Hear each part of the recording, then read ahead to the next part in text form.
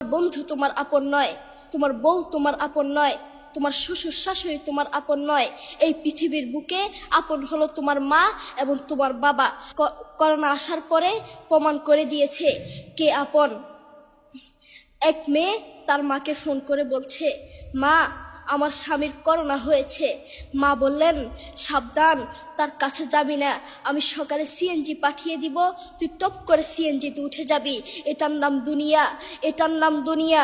Corona হওয়ার পরে বন্ধুর কাছে যায় নাই, করোনা হওয়ার পরে শ্বশুর শাশুড়ির কাছে যায় নাই, করোনা হওয়ার পরে স্বামী স্ত্রীর কাছে যায় নাই, কিন্তু করোনা হওয়ার পরে এখনো ইতিহাস আছে মা তার ছেলেকে গিয়ে চুমু খেয়েছে।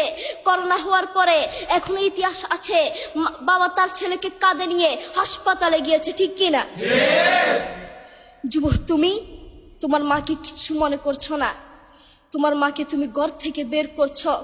ছেলে বিদেশ থেকে এসেছে, এসে শ্বশুর বাড়িতে গিয়েছে, তারা তাকে উল্টাপাল্টা বুঝিয়েছে। এখন বাড়িতে এসে সে বলছে, মা তুমি আমার টাকায় খাও, আমার ঘরে থাকো, আবার আমার বউকে পিটাও। এই কথা শোনার পরে কি কোনো মার কলিজা আছে? মা বাথরুমে গিয়ে আধা ঘন্টা কাঁদতে লাগলেন, কেঁদে অজু করে নামাজে দাঁড়ালেন। নামাজ পড়ে আল্লাহর কাছে বলতে লাগলেন, আল্লাহ ছেলের উপর রাগ করিও না, ও ভুল করেছে, তুমি আমার ছেলের উপর রাগ করিও না, আমি আমার ছেলেকে বুঝাবো। এরপর মা গিয়ে ছেলেকে বুঝাচ্ছেন, বলছেন, বাবা তুমি আমাকে বের করে দিবা, সমস্যা নেই, তুমি আমাকে বের করে দিও, কিন্তু আমার একটা স্বপ্ন আছে। ছেলে বললেন, কি স্বপ্ন বলেন? মা বললেন, তুমি বাজারে গিয়ে একটা পাকা আম নিয়ে আসবা, এসে তোমার বুকের উপর রাখবা, সকালে উঠে ওটা আমি খাবো। এরপর ছেলে বললেন, আচ্ছা ঠিক আছে। ছেলে বাজারে গিয়ে একটা পাকা আম নিয়ে আসলো, এসে বুকের উপরে রাখলো। 5 মিনিট না যেতেই সেই আম পিঠের নিচে পড়ে চ্যাপ্টা হয়ে গিয়েছে। এরপর ছেলে মাকে বললেন, মা তুমি কি সকাল উঠে আমটা খাবে? ওটা 5 মিনিট না যেতেই পিঠের নিচে পড়ে চ্যাপ্টা হয়ে গিয়েছে। এরপর মা চোখের পানি ছেড়ে বলল, বাবা আমি আসলে তোকে খাওয়ার জন্য বলি নাই, আমি আম খাওয়ার জন্য বলি নাই, আমি তোমাকে বুঝানোর জন্য বলেছি।